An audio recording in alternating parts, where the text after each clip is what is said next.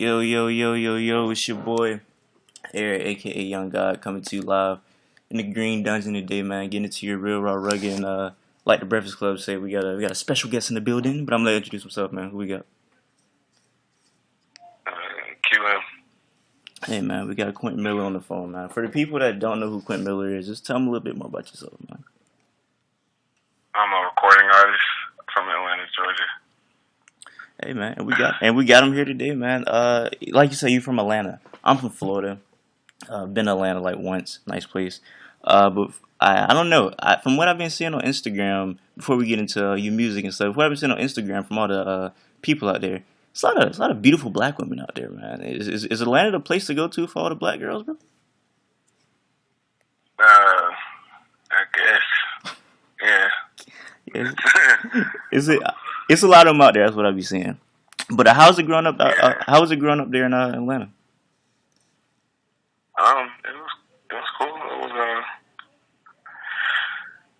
I don't know. I mean, I lived a regular suburban life. I was just homeschooled. So, Okay. but Atlanta's like it's a music hub. Yeah. Every time I think of Atlanta, I think of probably one of my favorite movies. Just curious, you ever seen Snow on the Bluff? Yeah, of course. Great movie, am I right? Like I feel like that's probably my favorite movie of this decade. How you feel about Snow on the Bluff? Because every time I interview somebody from Atlanta, I always gotta ask them their opinions on Snow on the Bluff. I mean, I'm not from that part. I'm not from the trap, so it's like I'm just as outside looking in on Snow on the Bluff as anybody else. I'm from Gwinnett County, bro. Like I'm from people who had jobs. They were good people. You know what I'm saying? Like I don't know. Like so. I mean, it's interesting, but as far as like the twang and the slang, I understand everything they saying. Like I understood. Never mind. No, what you finna say? Nothing. No. But okay. Like what stuff that Quentin Miller watches on TV? Like any like go to shows that you fucking with right now, or movies or TV shows, anything film wise. Like Silicon Valley. Of course, Game of Thrones. I watch a lot of documentaries. You watch a lot of what? Documentaries. Yeah, I fuck with documentaries. I feel like documentaries. I can't sit and read books because I just get lost and I start just daydreaming. But documentaries, I love documentaries. If you can put me on some documentaries right now, that'd be dope for everybody. People have some good documentaries that you look. That you like. Blood on the Mountain. I think that's what it's called. I could be wrong, but it's about like the coal mining thing. That's the latest one I watched in West Virginia. It's pretty informative. It's a bunch of stuff, man. Go on Netflix. Get the documentary section sometimes. All right, facts. Hey, and I was like to like do this interview. I was prepping and I was listening to a lot of your songs, listen to a couple of your interviews, and I see like a lot of like dirt get thrown in your name, and me just like looking at all these interviews, listening to these songs, I'm like, it seems like a pretty nice guy right here, man. You know what I'm saying? Like if I was going to Applebee's and I had like no girls to go with, I feel like I'd go with Quentin Miller. Like, you seem like a really decent guy.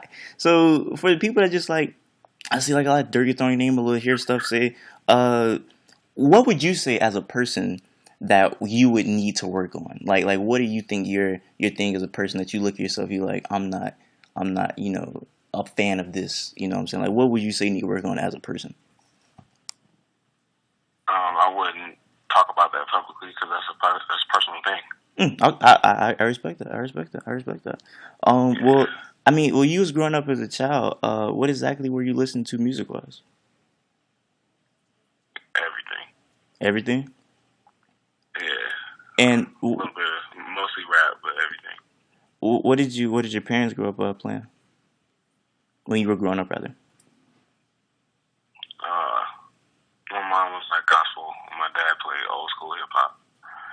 Okay, gospel. I feel like black gospel music is probably top 4, top 5 genres of all time. Like it was a time where gospel music was just like amazing. And I feel like people don't, really appreciate gospel music. Do you ever go back and sit and listen to gospel music? I'm not gonna lie, no. I listen to Chance the Rapper.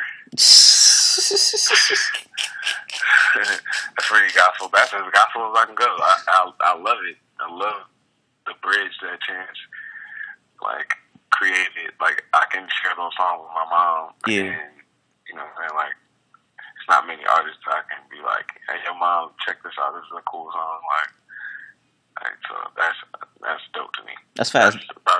That's gospel as I go. I definitely show my mom. I want to raise him. So yeah, I can agree. People like older people definitely do like that song. I do like him rather. You can play that with your mom. Facts. Do have you ever thought about trying to do like a bridge between gospel and rap like that? Nah. That's not you. Nah, that's not me. Well, talking about you growing up as a child, I would imagine when you were younger, that's when you probably wanted to start rap. Like what age what age did you take it serious? Not like you like, oh, I'm playing around with it. You was like, I'm gonna try to go in and do this. I don't know. I think I've always wanted to do this since I was a kid. Okay. I don't think there was ever an age where I didn't want to do this. It's weird. So is it rapping before producing? Unfortunately, it's a curse. Why you say it's a curse? I don't know. I don't want to have. It's like if you're blessed with an ability, like if you're blessed with the ability to play like fucking Damian Lillard, it would be a sin to not try to play. You know? Yeah. Even if you didn't want to play, but you have that ability, like it's your gift, but it's also your curse at the same time. Okay, I see. Have you ever? Because I see you also produce. Were you ever into instruments or nah? Say it one more time. I said I see you also produce. Were you ever into trying to like learn how to play instruments? I should have been. Does that interest you now? By the time I wanted to, it was too late. Nah, that's never too. You could definitely learn how to pick up a drum or a trombone or some shit like that. You never thought about doing that like now? What, learning an instrument now? Yeah. I know an instrument. It's Fruit Loops. I know all the instruments. You know, no, I mean not know the instruments, but know how to play the instruments. It's 2017. I can play any instrument I want. Okay. Sounds like Fruit Loops. But I do appreciate the real. It's nothing like real instrumentation, but I'd rather get people who are passionate about that to do that. Okay. Yeah, I agree. I mean, so did rap come before producing? Like which one came first that you wanted to do? Yeah. Rap came first. When did you want to start producing? I just kind of picked it up because I just picked it up over time, just watching producers. Okay. And speaking of producing, I've been really big on his YouTube channel. And basically what it does, it'll play the original song, and then it'll play the song that sampled it, and it just show you like a lot of obscure samples. I really thought that was cool, and I think sampling is like an art form almost. So you being a producer, also, what's your thoughts on sampling? Like, do you like it, dislike it? I like a good song. I don't care if you sample. I don't care if you fucking freestyle it. I don't care if you wrote it on paper. I don't care if someone else gave you a hook. I like good music. I'm saying, but you as a producer, are you a sampler? Yeah. If I sample, I sample. If I play it, I play it. Like I don't know. I don't have a preference. I don't care. I just want a good song. You know. Yeah. Like if whatever vibe catches me, like if I go through and I find a sample, I'm fucking with the sample. If I make, you know what I'm saying, it's like it doesn't matter, you know what I'm saying? Like it's like all the hit songs today, you know what I'm saying, and then you got Future with Mask Off with the crazy sample in there. Yeah. You know what I'm saying? And it just shows you it doesn't matter.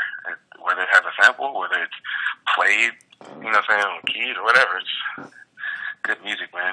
You know? So, yeah, I agree. I love sampling. It's definitely an art form to it for sure. You know what I'm saying? There's like masters, there's gods. You know, like Pete Rock is a sampling god. Yep. You know, that I would love to.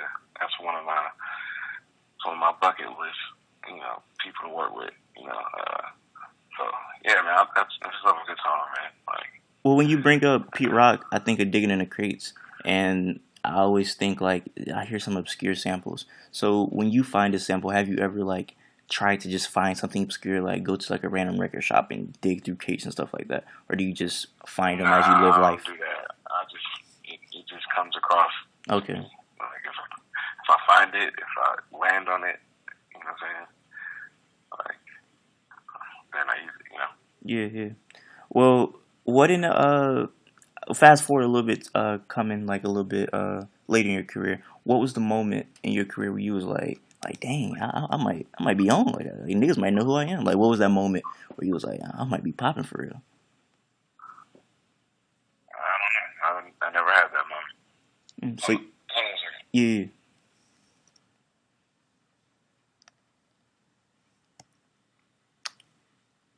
patiently on hold with little QM right now. Yo, hello? Yeah. You still there? Yeah. So I got like a session to get back to. Is there a lot more questions?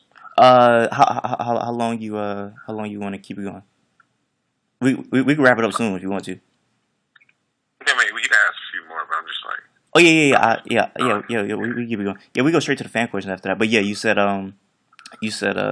basically you still looking for that moment to where you popping. I mean, no, I'm just going. You know, I'm not Mm-hmm. really focused on that. I'm just going. Okay. Well, yeah, let's get to the fan questions. We could wrap it up and get to your studio session. Stuff asks, is he religious? And condolences to you in your accident. That's fit. We're on the KTT fan question. That's what Stuff asks. Are you religious? Are these a fan question? Okay, Yeah. cool. Yeah, he said, are you religious? What? Am I religious? That's what Stuff asks. I don't know. I'm still in a learning state. I'm like gathering information. You know, yeah. Okay. That makes any sense. Yeah. Still figuring it out. Yeah, I see. You still figuring it out. I see what you're saying. Next question from who do we got? Got Tarvis. He asks, ask him when is he dropping Pipeline Good? The song will never come out. Next question. Wow, really? Okay. No Pipeline Good. The boy said, no question, but tell him thank you for making potential. It's a great song. Oh, thank you. Yeah, I actually heard that song for the first time today. It's actually a crazy song. I like that song also. Thank you. Appreciate it. Of course. Let's see. Just to wrap it up, I guess we'll hit you with two more questions and we out. Here, your boy A says, did you really make Falco in a week? Yeah. It still like was extra things that had to be added, you know, but it was completed in a week. Okay. Like the songs. Okay. Last question from Young NATO. He says, big fan. Always wanted to know, who's your favorite porn star? Heather Brooke. She fine. Is she white? That sounds like a really white name. No more questions. Well, hey, we're gonna wrap it up. Anything you want to say before we wrap it up? Any last words? I'll go out now. All right. To August 16th. All right. Well, hey, until y'all already heard it, until next time I say what I mean what I say. Haters gonna hate and players gonna play, man. Holla at your boy.